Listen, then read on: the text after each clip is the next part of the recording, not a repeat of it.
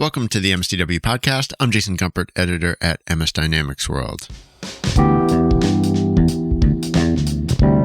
On this episode, I am joined by Evenica's Gustavo Oliveira to unpack the role that payment connectors play in creating seamless, secure, and consistent checkout experiences in Dynamics 365 Commerce. Evenica is the sponsor of this episode, and we start by exploring how connectors act as the communication bridge between POS systems, online stores, and financial institutions, handling the orchestration that makes modern payments work. We also discuss how solutions like Evenica's e4Payment streamline the last mile of customer journeys, reducing friction at checkout, supporting loyalty and gift card systems, and unlocking transaction data inside of Dynamics 365. From tokenization and modern tender types to unified data for better decision-making, Gustavo highlights why payment connectors have become essential for retailers looking to modernize, scale, and differentiate.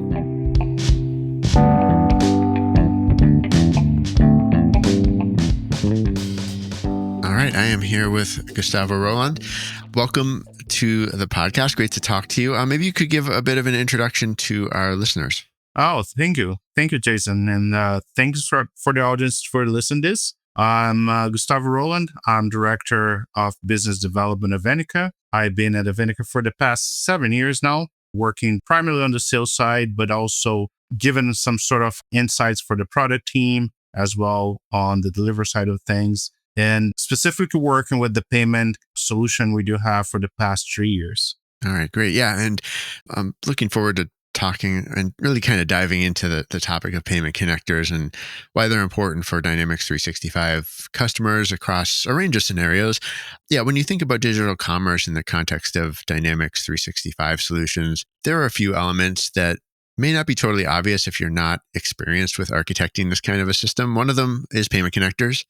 It's a distinct component of solutions, but can you tell us to start here just how to think about payment connectors and why they're important?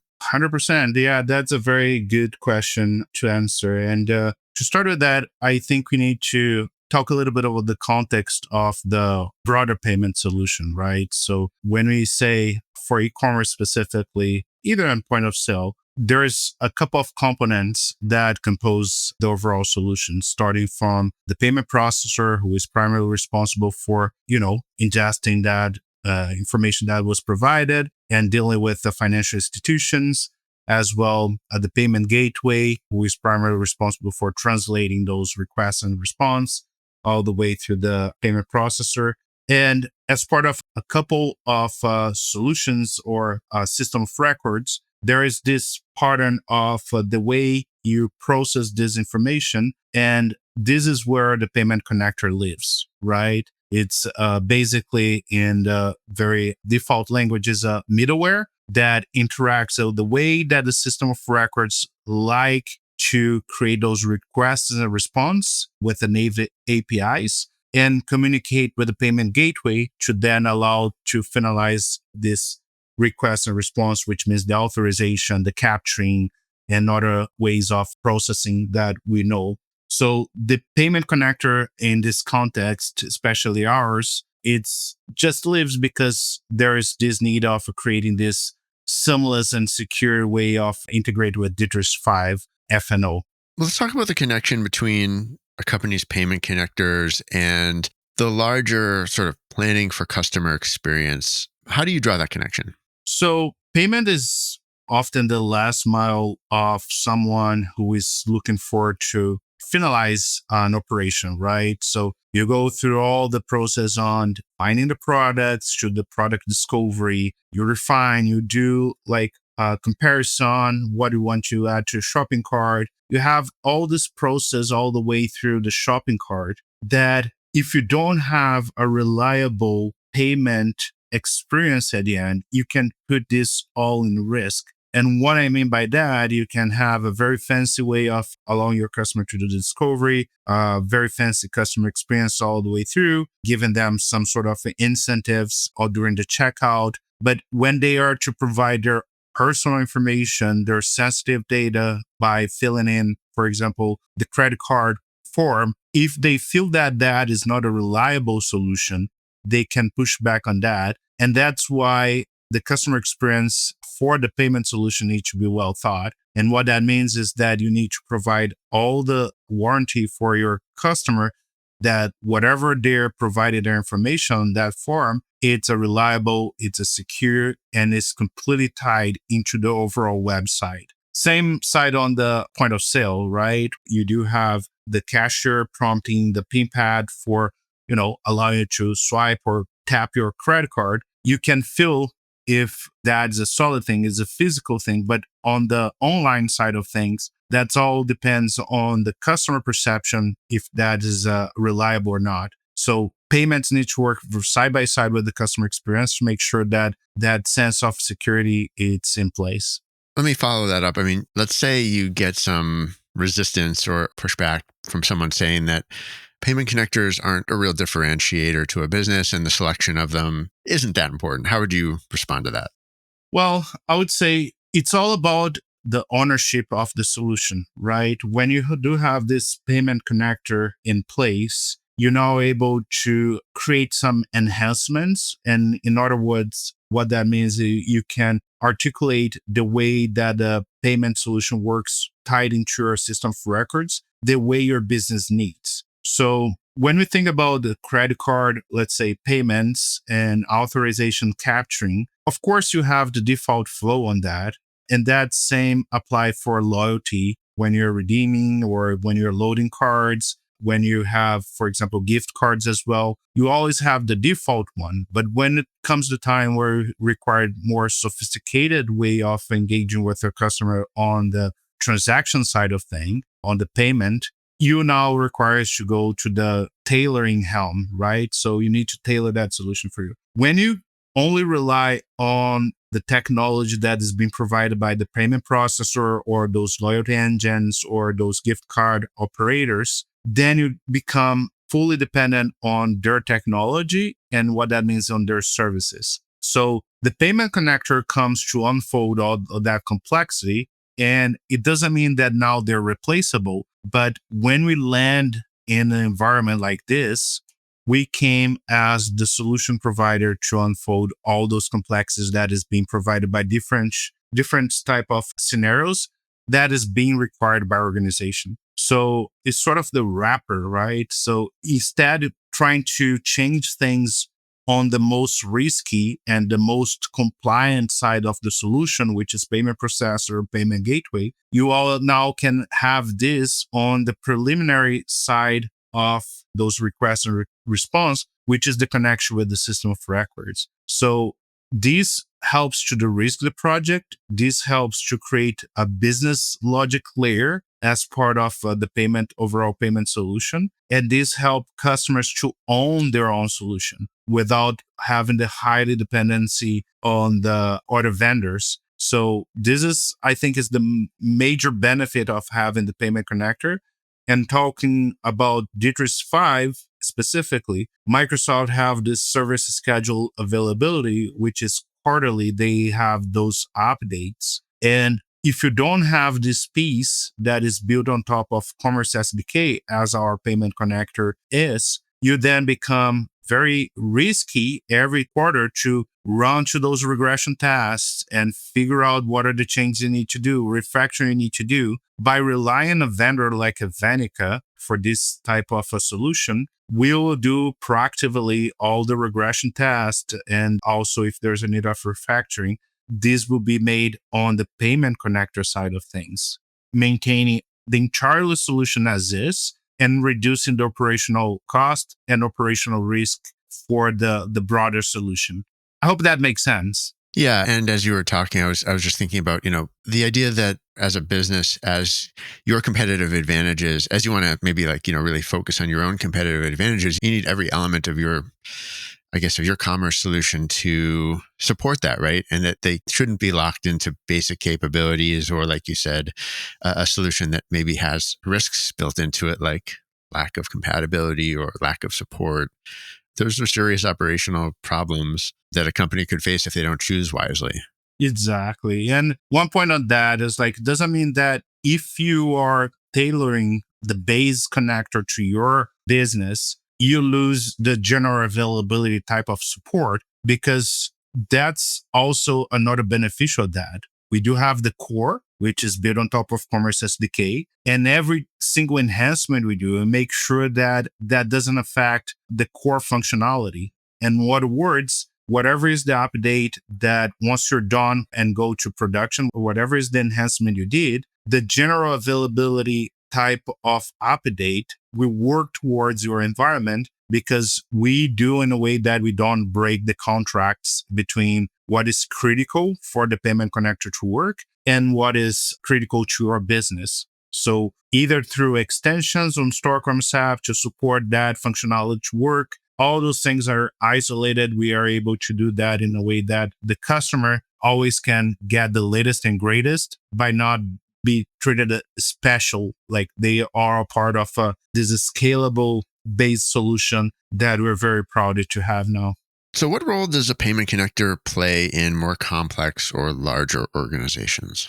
So the payment connector, as we talked, it plays a very significant role at the time you want to centralize the way those transactions happen. So I'll give one good example here in a global organization, for example, that they have operations in different continents. And different continents will require them to have a contract with a different payment processor. So imagine if you do have a headquarter that is responsible for maintaining the IT ops of globally, right? And then now you have this additional layer of complexity where, okay, now I need to do with the payment processor technology from South America, North America, Europe, Middle East, and Asia, and Australia. So it becomes a very complex task for the centralized IT ops department to handle what is the actual integration with all of those pieces. So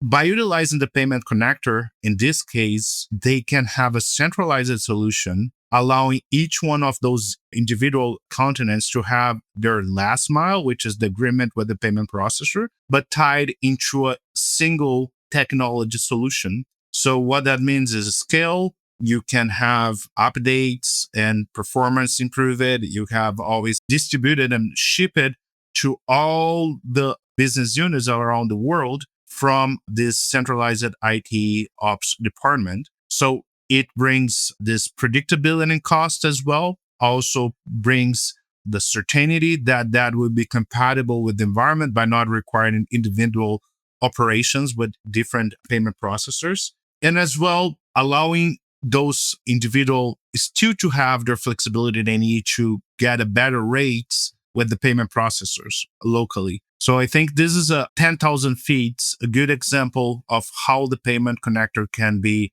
beneficial for large organizations. And when we talk about, for example, different channels, let's say if you do have those pop-up shops that a lot of those organizations do have to promote their products, you need a very flexible solution that you can turn on, turn off as needed. Payment connector also play a very important role on that side because, keeping that base deployment up and running either in the environment where you want to just keep that up, but at the time you need for those events or those pop-up shops, as I was saying, you basically just need to quickly set up point of sale, and that will leverage already all the configuration that is being done. So it's not something that you'll be required a lot of investment in terms of flexibility. It's just a matter to following the best practice and the, base Microsoft process to enabling those channels, because the core configuration is already there. We always be there, and all the updates that we provide will be compatible with all those channels. So I see a lot of direct and indirect benefits by adopting this from the large organizations. Yeah, I mean, another benefit beyond what you were saying that I guess follows right from that is you're now getting consistent data, that you're capturing data in a really predictable way, even as you go through different channels or different, like you said, a POS or a pop-up shop or online. Is that part of it?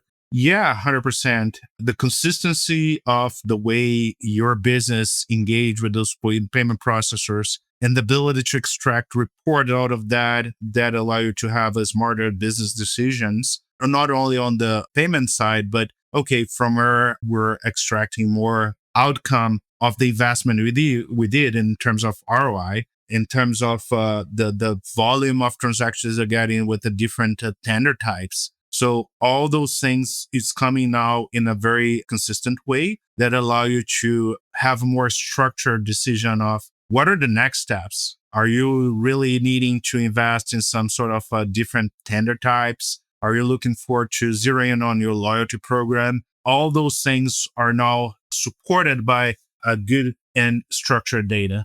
Yeah, I mean, is there anything else you want to say about like decision support or customer experience as it relates to sort of some of those more complex scenarios? Yeah, I think for the customer experience side of things, the key part of that, because again, the payment connector itself, it's pretty heavy back end type of appeal. It's tied into the back office. So you need to go have that configured either on the online store or hardware profile, and everything will work from there. But especially online, mimicking and making sure that you have this sort of continuity of everything that you did from the landing page all the way through the actual payment information capturing, and sort of, for example, bringing some elements like I want to save the card, right? I want to, for subscriptions, what type of subscriptions you do have. Often those are dealt within the e-commerce experience. You have that under the account page, for example, or my subscriptions. But I think it would be a good idea for those who are thinking about how payment can be better surfaced on the experience side, how you can actually add value to that and going beyond the base back office and back end sort of capabilities, allowing customers to have a better control. So I think back in the time, that was the concept of having wallets in your phone. So you no longer need to memorize your card number, your expiry date, your verification code. So think on that way, how you can facilitate your customer, reduce the friction on the last mile by providing him the understanding of, saved cards, or even like if you I still have a balance in your gift card that you didn't utilize it, showing that last mile for the customer to have ability to utilize that, right? Often this all our process that is being well thought on the e-commerce and the customer journey side, but I would love to see those being represented also on the last mile, giving customer a different experience of which tender type they're looking for, how they can leverage the best to have the best deal out of what is available for him, right? Extending that call out on, hey, you still have a balance in your loyalty program. Do you want to leverage that here? I think those are the challenges that we as a payment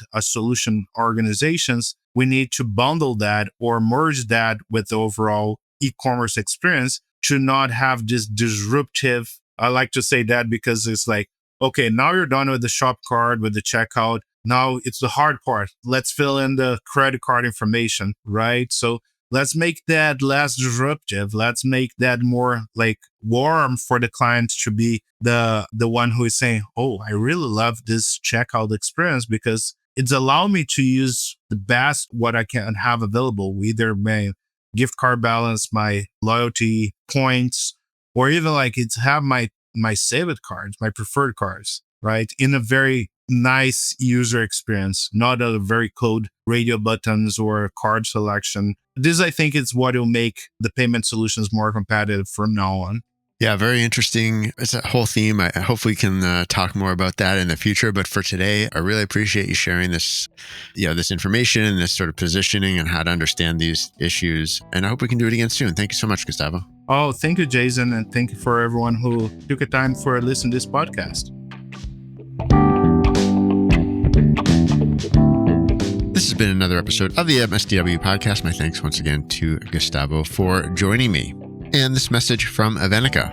Want to see how e4Payment can transform payment orchestration inside Dynamics 365? Check out the solution on Microsoft's Azure Marketplace and explore what it can do for your business. And that's it for this episode. If you want to get in touch with me, you can send me an email, jason@msdynamicsworld.com. For all of our updates, please do follow us on LinkedIn. Until next time, this is MS Dynamics World, signing off.